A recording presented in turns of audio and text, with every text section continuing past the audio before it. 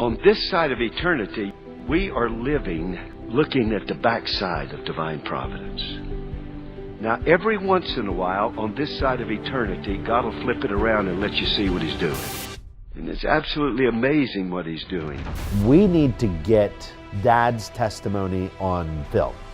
2 weeks later, Dad died of a heart attack and ended up in a car accident. So the guy that was going to actually be sitting basically where I'm sitting right now is no longer with us. He doesn't need to be here to tell his story because he has been for 40 years. As much as I was around Christianity, I tried to find my way around it.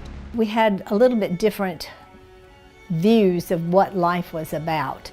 I wanted to go to church, and he decided that we weren't going to church. He figured he'd go to a church, a small, quiet church where he wouldn't be challenged and he could keep everybody happy, everybody being Mother. He thought, well, this church is little, so not much is going on. I don't think he thought anything would happen. Harold's philosophy was don't give up on anybody. Their soul is so important. He said, I think you need to hear something. It really shook his life of how somebody could have such clarity of eternity and purpose in such a horrific experience. How could I trust a God that was just taking and taking? My heart did not follow for many years, not until really Harry's story came into play. I couldn't imagine God was going to fix this. It was too big.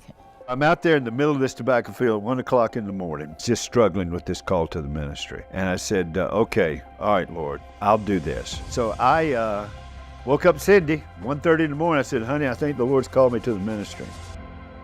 He was an interim pastor, he was a helper pastor, and then he became the pastor. People were trained by someone who shepherded and discipled them to shepherd and disciple others. Did Dad help lead a number of people to Jesus? Of course, sure, it's fantastic. But the number of people that those people helped lead to Jesus. Church after church after church around our country and literally around the world have been impacted, and they are beacons of light now in very, very dark places. I would listen to him every single day on the way to work. He taught us how to think biblically. He was actually who I prayed to receive Christ with. He stands alone as the primary mentor in my life. Pastor Rader had the greatest impact on my life. We were looking forward to Sunday morning and Sunday evening. Pastor Rader was kind of a constant for me. He was more than just a pastor, he was like a second father. Harry was responsible for putting the pieces of my puzzle together. It was his love and his shepherding and fatherly pastoring that just changed my life. The way he ministered to us is something you never get over.